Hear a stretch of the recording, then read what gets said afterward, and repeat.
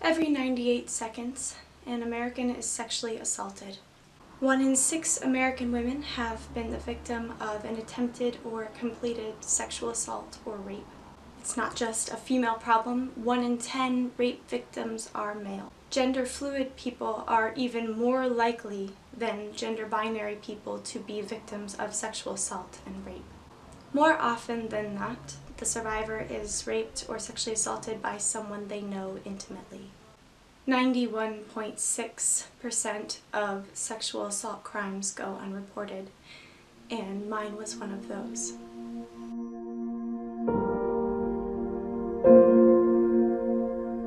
Hi, I'm Laura K Music 8, and if you're just now coming to my channel, I put out a new video every single week to help you feel good inside while doing good outside in the world. This week I'm answering a question that came in to Music 8 Baller, which is my segment where I usually answer people's questions with an original song or rap written just for them. But this week I didn't feel like this wanted to be a song, and so I guess I'll call this Music 8 Talker, Magic 8 Talker. I don't know. If you have a better name idea, you let me know. The question was, how do I move on from being catcalled? Actually is how it started, because the person who wrote in said they were bending over to get something out of their trunk. Some guy yelled "nice ass" and drove away, and after the guy left and drove away, they were feeling really demeaned, really small, really gross, and they couldn't shake that filthy feeling. So I started talking with them. We went back and forth a few times, ended up opening up to each other and discussing sexual assault and rape. And I thought, this is so important. Absolutely, catcalling is often a trigger for someone who has experienced something like sexual assault or rape, or even if they haven't, it just triggers that same feeling of being unsafe. The summer after my sophomore year in college, I was out for a friend's birthday party and having a lot of fun, and I was at a club, which I don't go to very often, but it was for a party and it was a lot of fun, and it was college. I was in a dark corner and I was sexually assaulted, raped by 2 young men. I never reported it because I don't know what they look like. I couldn't identify them if I tried. Looking back, I wish that I had reported it to the club that night so that they could put up extra security. And now actually filming this video has made me think I'm gonna call the owners of that club and let them know where that corner is so that that can be some direct good that comes out of doing this video. So I will let you guys know when I make that call. I remember I was really confused. Something the person who wrote into me and I ended up discussing was there's often this moment of surrender that can make you feel really guilty later, because it makes you feel like I didn't scratch and claw and bite every single second it was happening, so it wasn't really rape. So I didn't fight it as much as I could have, so maybe they didn't really fully know, even though I ended up strong-arming this guy, one of them, and using some force that I did not even know that I had to get away after I got my bearings, I guess. It's really confusing, and if you have experienced something like this, I think you'll understand what I'm talking about. They followed me afterward and were trying to get me to come back, and that leads me to believe that maybe they didn't understand that you can't ever do anything without anyone's permission. And they did. Luckily, we were about to leave the club. The guys followed me, and one of my friends swooped in like a freaking hero and shoved one of the guys out of the way, and we left. And we were walking down the street, and I wasn't my usual self, and somebody asked me if I was okay, and I just broke down. One of the biggest pieces of advice I can give someone who has gone through something like this, or is going through it right now, is talk to a really good friend, or 2 or more.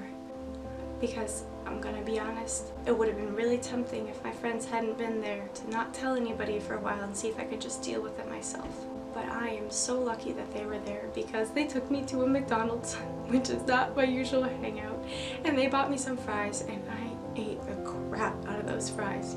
Find a friend who will look you in the eyes and tell you it's not your fault, because it's not. No matter how many excuses your head comes up with, it is not your fault that you were there. It is not your fault that that happened to you. It is not your fault that maybe you didn't scratch, claw, and bite or scream no every single second because you were confused, you were afraid, and you were protecting yourself. It is not your fault if you're having difficulty calling it rape or even calling it sexual assault because maybe you're dating the person. When we walked outside McDonald's, a couple of guys catcalled me.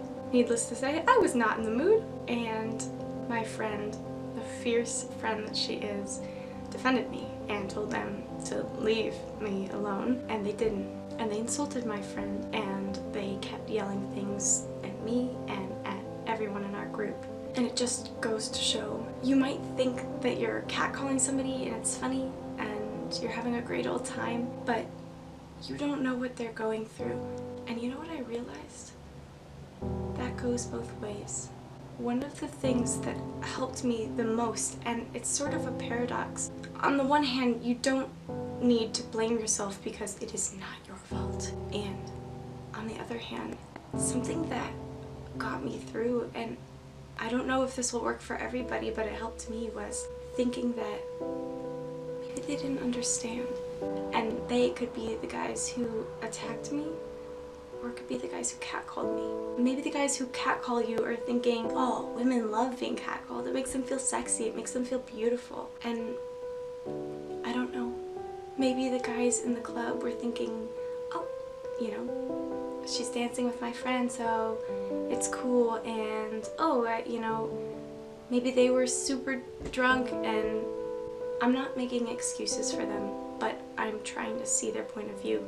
And that can be unhealthy. It can be, oh, they had no idea what they were doing, which, no, they probably did. Or it can be out of a place of compassion, because whatever they've gone through in their lifetimes up until that point, whatever they've learned led them to do that. And what I've gone through led me to react in the way that I did. It's difficult to feel empathy for someone who has hurt you so deeply. But it's so important.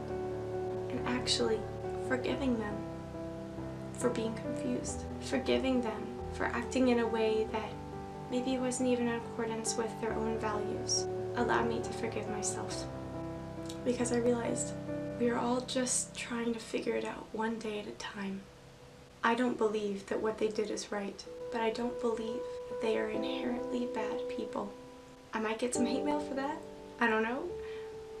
But it's what I believe. And you know what? It helped me heal. It helped me feel strong. Because as I was standing there the next morning, after waking up after 2 hours of sleep, about to go to work, just standing still, I felt this deep sadness and confusion. And then I thought, hell no. They do not have the power to control my emotions. Oh no, they will not control the rest of my life. Oh no. Even though I am hurting so deeply right now, I will not allow them to continue to hurt me for the rest of my life.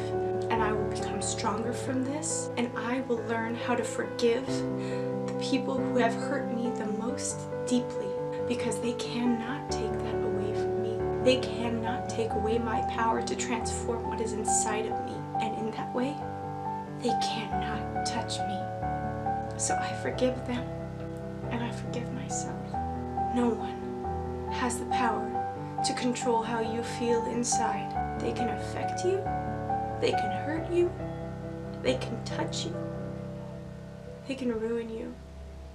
But you have the power to love yourself, to hug yourself, to ask for help, to go through therapy like I put myself through, which really, really helped. To journal about it, and to replace that moment with so many beautiful ones that it's just a dim little bulb in the corner. If you've gone through something like this, please reach out to someone. Please reach out to your best friend, the one who's really, really good at talking through all the mushy stuff, and just let it out. And remember, you can always reach out to me.